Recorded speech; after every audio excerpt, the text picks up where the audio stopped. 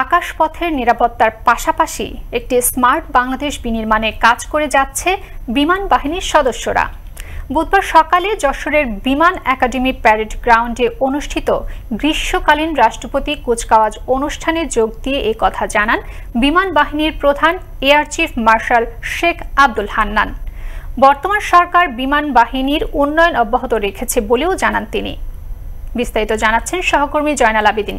ক্যামেরায় ছিলেন রাশিদ আবির। বাংলাদেশ বিমান বাহিনীর ৮২তম বাফা কোর্স ও ডিরেক্ট এন্ট্রি ২০২৩-এ কোর্সের কমিশন প্রাপ্তি উপলক্ষে গ্রীষ্মকালীন রাষ্ট্রপতি কুচকাওয়াজ ২০২৩ বুধবার সকালে যশোরে অবস্থিত বিমান বাহিনী একাডেমি প্যারেড গ্রাউন্ডে অনুষ্ঠিত হয়। এতে প্রধান অতিথি হিসেবে উপস্থিত ছিলেন বাংলাদেশ বিমান বাহিনীর প্রধান air chief marshal Sheikh Abdul Hannan.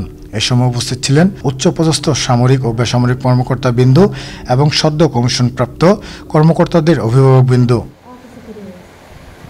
অনুষ্ঠানের শুরুতে প্রথমে কুচকাওয়াজ পরিদর্শন ও সালাম গ্রহণ করেন বিমান প্রধান।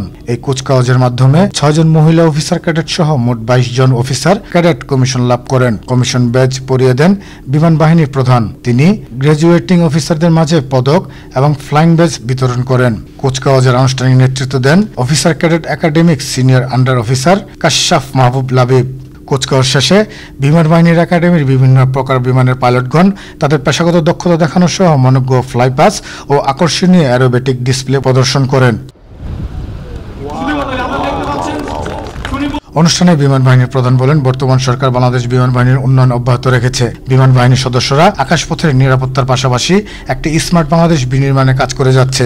গভীর শ্রদ্ধার সাথে স্মরণ করছি মহান মুক্তিযুদ্ধের মহানায়ক, সর্বকালের সর্বশ্রেষ্ঠ বাঙালি জাতির পিতা বঙ্গবন্ধু শেখ মুজিবুর রহমানকে, যার রাজনৈতিক দূরদর্শিতা এবং দুঃসাহসিক নেতৃত্বে বাঙালি জাতি পেয়েছে কাঙ্ক্ষিত স্বাধীনতা।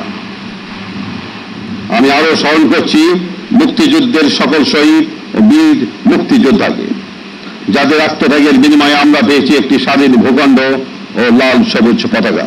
এছাড়া তিনি বলেন, বাংলাদেশ বিমান বাহিনীর সদস্যদের অক্লান্ত পরিশ্রমের মাধ্যমে বিমান তৈরিতে সফল হয়েছে। শীঘ্রই এটার আনুষ্ঠানিক উদ্বোধন করা হবে।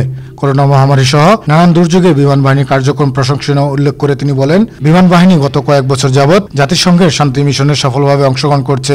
ডিজিটাল বাংলাদেশের সাথে তাল মিলিয়ে বিমান বাহিনীর প্রশাসনিক কার্যক্রম ও প্রশিক্ষণ ব্যবস্থা উন্নত প্রযুক্তি, কম্পিউটারাইজড ও আইটি নির্ভর করার মাধ্যমে ব্যাপক পরিবর্তন আনা হয়েছে।